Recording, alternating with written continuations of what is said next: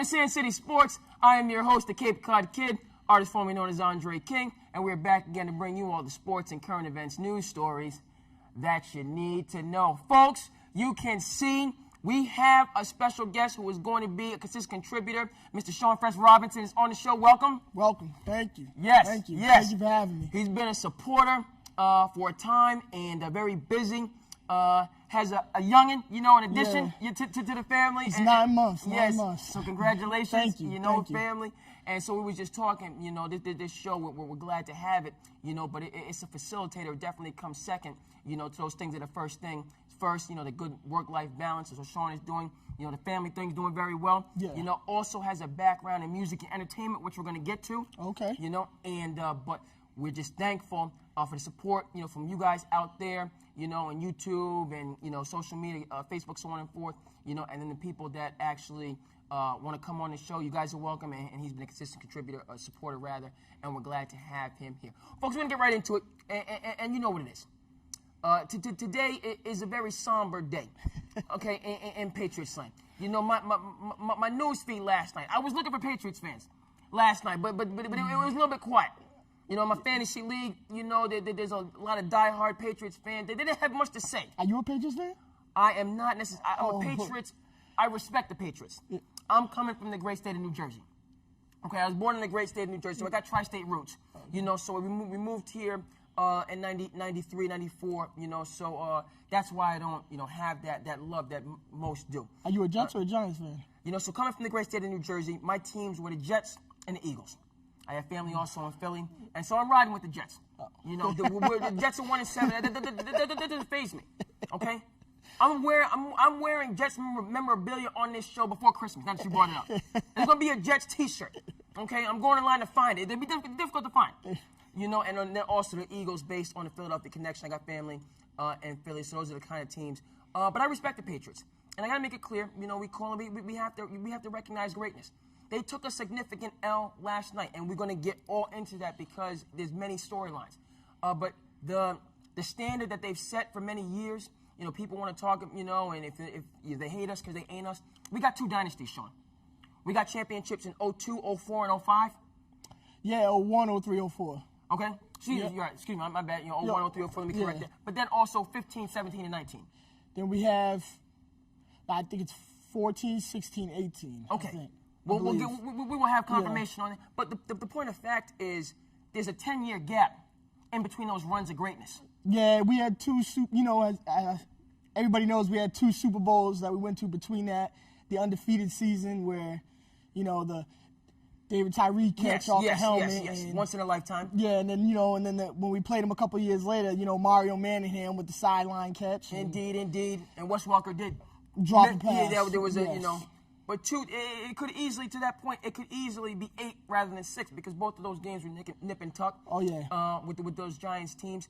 And so the deference and the appreciation for the Patriots is significant with me, but I'm not one of these diehard fans. I'm not going to get on the bandwagon. You know, I wasn't on the bandwagon when they won the first 3 Super Bowls, you know, and these last 3, you know, appreciate, but, you know, I wasn't kind of like yourself and some of the people that are diehards. Oh, yeah, I'm a diehard. You know, and Sean is one of those folks that didn't turn the TV off when it was 28-3. No. When it was 28-3 against Atlanta, a couple people turned the TV off. I was close. I was I was at a Super Bowl party actually with, you know, we're talking about my cousin, you know, Rashawn Whispers, you know, who the SandCity name, you know, that comes from him. But I was over his house for that Super Bowl, and many people did head out early. You know, if it wasn't just me, I would have left too. When it was 28-3, the party, it was quiet. You know, but it was quiet, and there was almost 20 people in the room. And you could have heard a pin drop. It was devastating because I was like, wow, this is about to be a blowout. I was thinking, you know, when like the Patriots lost to the Bears in '86, and you know when the Seahawks beat up on the Broncos a few years prior, you know, and I was like, oh, we're about to be one of those teams on the bad end. But you know, Brady lives for that moment. He lives for that type of moment. He does. You know, and if you let up a little bit, he's gonna let you have it. You know, and I think the Falcons got cocky. Mm-hmm. You know, the owner was on the field. Yeah, they were feeling themselves. He did come down. One gentleman, I forget which receiver on the sideline of the Falcons. He was like, they were like, oh, this is over. And he was like, no, look on that sideline. That's Tom Brady over there. This ain't over yet. You got it. I forget who said it, but there was a smart man on that sideline. And Dante Hightower came up with a key play, too, on that sack, to take them out of field goal range. Because I think if they kick a field goal there, it's over. Indeed. We probably end up losing by 3. But, yeah, you just can't count Brady out, Last night was a tough loss. I think we more beat ourselves than the Ravens. The Ravens played great. Right. They did. Lamar Jackson, he's a tremendous athlete.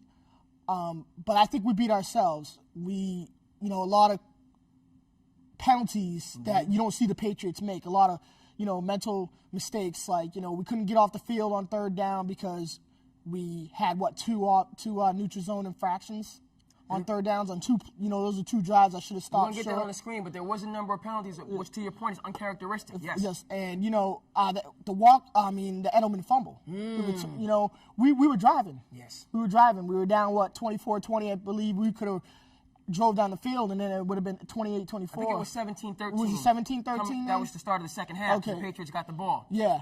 Okay, so we were driving, and, once Tom Brady gets a lead, he's not going to let up. No. But the read option, as we know, is an Achilles heel for every defense. It is. Stopping a mobile quarterback like Lamar Jackson, we haven't seen – even Colin Kaepernick tore up the lead, a few years back with that read option. But Lamar Jackson's almost on par with that Michael Vick type of skill set. He does have tremendous arm strength, so he can beat you with his arm, staying in the pocket. But, just his athleticism. He was probably hands down the fastest guy on the field last night. And, you gotta tip your hat to him, but I'm sure we'll see him again in the playoffs, which I think they're going to have to come here, and then it'll be a different, we got some game film now. It'll be a different story. Now, again, to that point, a number of things to touch on there. Do you feel, because this was one of the narratives, I was just listening to The Odd Couple, Michael Hawley, NBC Sports Boston, and Odd Couple's a great show with Chris Broussard and Rob Parker. And one of the narratives that to your point about game film, and some people out there are saying that Belichick kind of saw the writing on the wall and took his foot off the gas because he didn't want to necessarily tip his hand should they meet again in the playoffs, which is likely. Did you see that or feel it? For me, I don't believe that. Bill Belichick, the greatness that was referenced, and we'll reference as many times as necessary. One of the many kind of quotes that he has that I follow is you don't win 16 games in a row. No. You win one game 16 times. Yeah. That's how you go about building up a dynasty. And so it's very helpful for me. And so for me, I don't believe Belichick takes any possession or any game. He's going to do the best he can. Obviously, you do think about the big picture first. But I thought that was their best effort, and the Ravens just happened to be better than them that day. Before I kick it back to you, you brought up the read option. John Harbaugh, for me, has to get a lot of credit because he has, in many respects, reinvented the run game in the NFL with this innovative offense that he's created.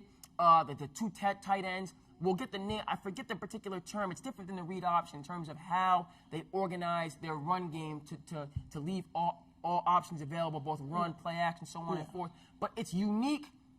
This system is unique to Harbaugh and this Ravens team. So, again, it is difficult to prepare. Like the Patriots in the past have had issues early on with things like the Wildcat. Yeah. The first time years ago with Miami and Ricky Williams and Ron Brown. He tore us up that day. That was the first time teams had seen that, and then over time you get the film, and then the Patriots, or the NFL gets the upper hand. Right now, what the Ravens are doing with their run game is groundbreaking, and so it's going to catch teams off. And the question is, how long will this learning curve be in effect?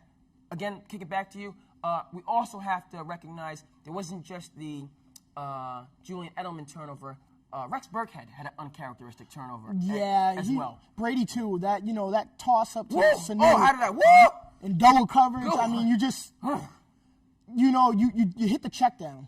You hit the check down, and at least you get some more yardage. Maybe you kick a field goal, or maybe you make it manageable that you go for it on 4th down. At that point, I believed people think I was crazy for saying we should have